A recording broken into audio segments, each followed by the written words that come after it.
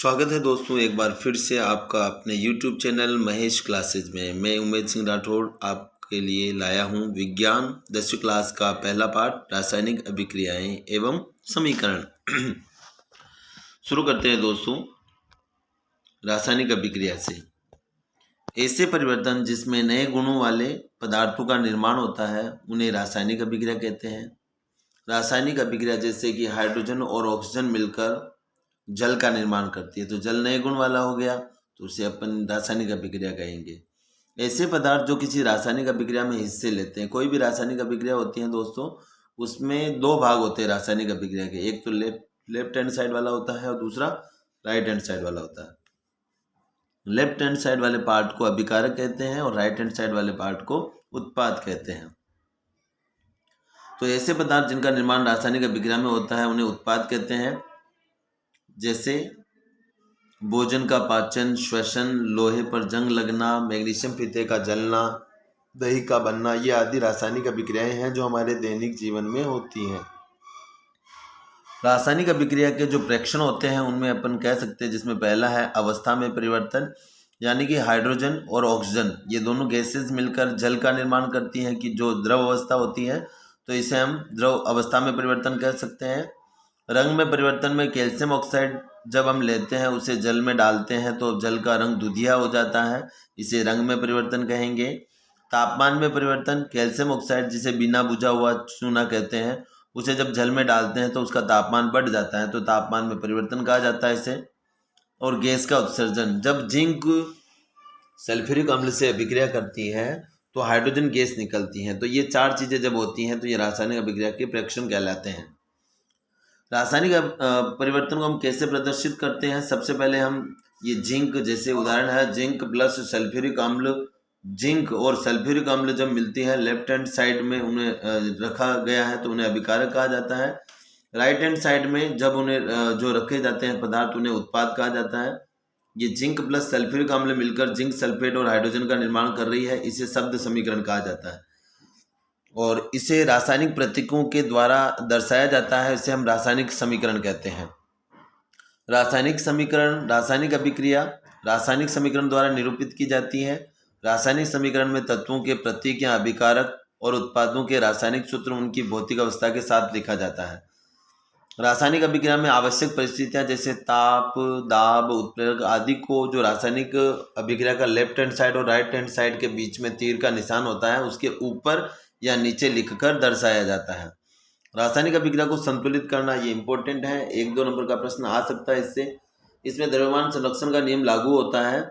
इस नियम के अनुसार किसी भी रासायनिक अभिक्रिया में द्रव्यमान का न तो निर्माण किया जा सकता और न ही उसका विनाश किया जा सकता, अर्थात रासायनिक अभिक्रिया के पहले एवं उसके संपूर्ण होने के पश्चात प्रत्येक तत्व के परमाणु की संख्या समान होनी चाहिए।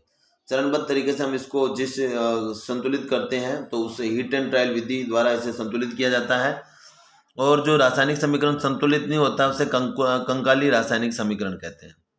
रासायनिक समीकरण लिखकर हम प्रत्येक सूत्र के चारों ओर बॉक्स बना देंगे, उसमें अपन इस प्रकार जैसे लेफ्ट हैंड साइड और राइट हैंड साइड में उनकी संख्या की तुलना करेंगे।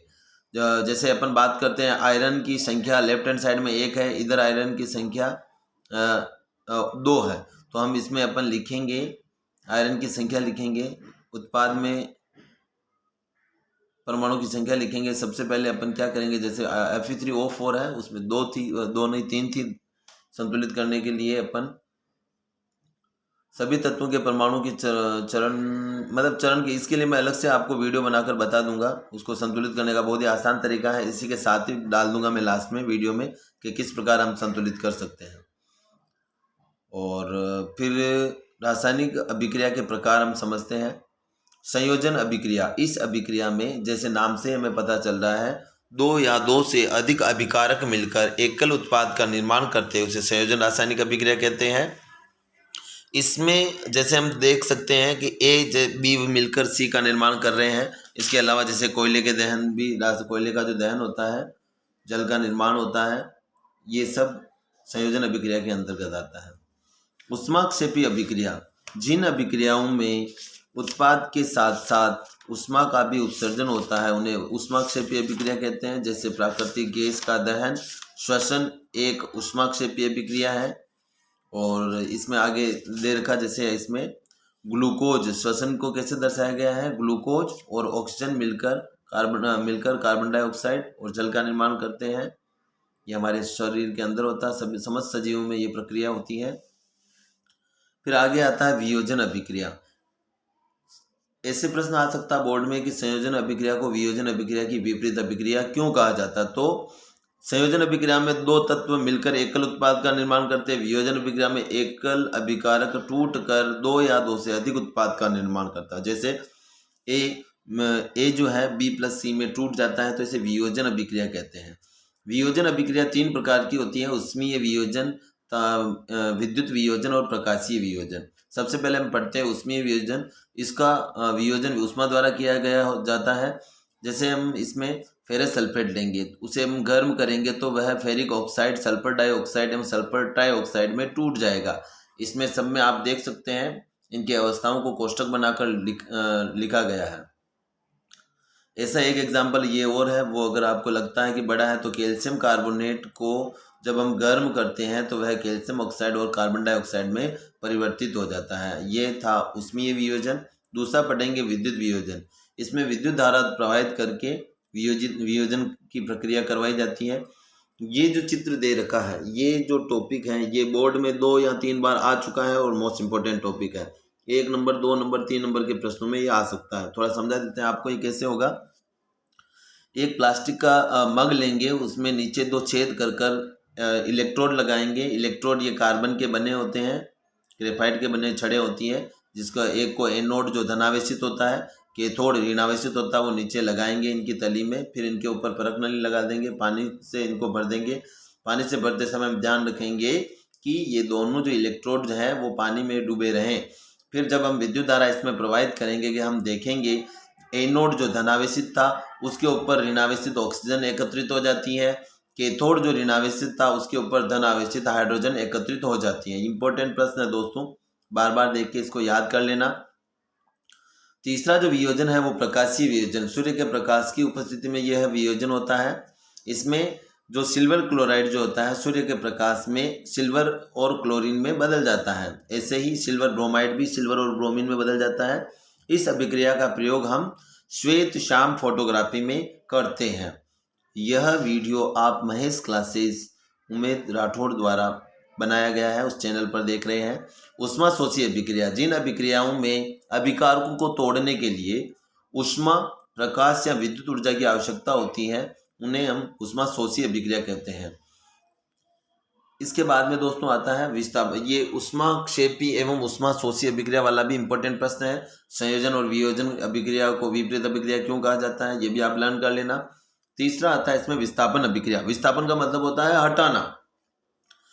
तो वह रासायनिक अभिक्रिया जिसमें अधिक क्रियाशील तत्व अपने से कम क्रियाशील तत्व को उसके यौगिक से विस्थापित कर देता है, इसे हम विस्थापन अभिक्रिया कहते हैं। जैसे आयरन इसमें है, कॉपर सल्फेट के यौगिक से आयरन जो कॉपर को विस्थापित कर देता है, क्योंकि आयरन जो होता है वो कॉपर से अधिक अभिक्रियाशील है, तो आयरन सल्फेट बन गया और कॉपर को विस्थापित कर दिया, इसलिए इसे विस्थापन अभिक्रिया कहते हैं। जैसे लोहे की कील पर भूरे रंग की कॉपर की एक परत जम जाती है, इसे कॉपर सल्फेट का जो नीला विलयन का रंग हरा हो जाता है, वो फेरस सल्फेट के कारण होता है। अब इसमें इसी प्रकार का एक एग्जाम्पल है जिंक और कॉपर सल्फेट का। जिंक कॉपर सल्फेट से अधिक अभिक्रियाशील होती है, अतः वह उसे विस्थापित कर देती है। फिर आता है द्विविस्थापन अभिक्रिया। द्विविस्थापन अभिक्रिया में उत्पादों का निर्माण दो यौगिकों के बीच आयनों के आदान प्रदान से होता है, अथवा अपन ऐसे भी कह सकते हैं वह रासायनिक अभिक्रिया जिसमें यौगिकों के मध्य आयनों का आदान प्रदान होता है, इसमें पुराने बंध टूटते हैं एवं नए बंधों का निर्माण होता है, तो इसे हम द्विविस्थापन अभिक्रिया कहते हैं। एग्जाम्पल दे रखा जो इम्पोर्टेंट है दोस्तों, क्योंकि इसमें क्या होता है, ये बेरियम सल्फेट एक सफ़ेद रंग का जल में अविलेय अवक्षेप का निर्माण होता है। ऐसी रासायनिक अभिक्रियाएं जिसमें इस प्रकार जल में अविलेय अवक्षेप का निर्माण होता है उन्हें अवक्षेपण अभिक्रिया कहते हैं। याद कर लेना दोस्तों। ये आगे बढ़ते हैं दोस्तों, उपचयन एवं अपचयन। उपचयन अभिक्रिया में क्या होता है, जब किसी पदार्थ में ऑक्सीजन की वृद्धि होती है या हाइड्रोजन की कमी होती है तो उसे हम उपचयन कहते हैं। जैसे कार्बन और ऑक्सीजन मिलकर कार्बन डाइऑक्साइड का निर्माण कर रहे हैं तो इसे हम क्या कहेंगे, ऑक्सीजन की वृद्धि हो रही है तो ये उपचयन हो गई है।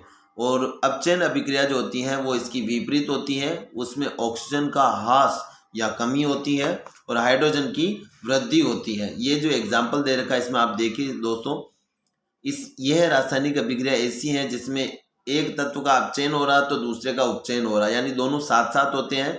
तो इस प्रकार की अभिक्रियाएं, इस अभिक्रिया में कॉपर ऑक्साइड कॉपर में अपचयित हो रहा है और हाइड्रोजन उपचयित होकर जल बनाता है। इस अभिक्रिया में उपचयन और अपचयन दोनों ही हो रहे हैं। इस प्रकार की अभिक्रिया को हम रेडॉक्स अभिक्रिया कहते हैं। ऐसा प्रश्न आपके आ सकता है तथा उसमें ये प्रश्न पूछे जा सकते हैं कि कौन से तत्व का अपचयन हो रहा है, कौन से का उपचयन हो रहा है। दैनिक जीवन में उपचयन अभिक्रियाओं का प्रभाव, सबसे पहले हम बात करते हैं संक्षारण और विकृत गंधिता। ये दोनों ही टॉपिक 1-1, 2-2 नंबर के हैं और इम्पोर्टेंट है, टिप्पणी लिखने वाले में आ सकते हैं। जब कोई धातु ऑक्सीजन, आर्द्रता, अम्ल आदि के संपर्क में आती है जिससे धातु की ऊपरी परत कमजोर संचारित हो जाती है, लोहे की वस्तुओं पर संचारित हो जाती है। जैसे लोहे की वस्तु पर जंग लगना, चांदी का काला हो जाना, तांबे का हरा हो जाना। इस संचारण से बचने के लिए हम यशद लेपन, विद्युत लेपन और पेंट करके इन वस्तुओं को बचा सकते हैं। अगला बिंदु है दोस्तों विकृत गंधिता।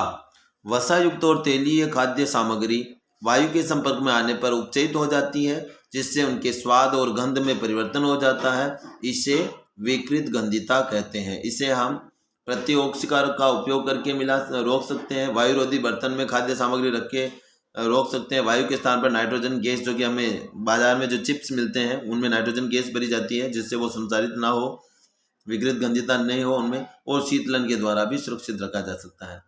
दोस्तों ये पहले पार्ट के नोट्स थे, सिंपल सरल भाषा में आसान नोट्स हैं। इन्हें अगर आप 2 या 3 बार इस वीडियो को कभी भी ध्यान से आप देखोगे तो आपको ये पूरा चैप्टर समझ में आ जाएगा। कोई टॉपिक अगर आपको समझ में नहीं आया है तो आप कमेंट कर देना। इस वीडियो को अपने दोस्तों के साथ शेयर करना, लाइक करना ना भूलें। मैं इस क्लासेज में आपका अपना कीमती समय देने के लिए बहुत बहुत धन्यवाद। आगे की वीडियो देखने के लिए हमारा YouTube चैनल सब्सक्राइब जरूर करें। धन्यवाद।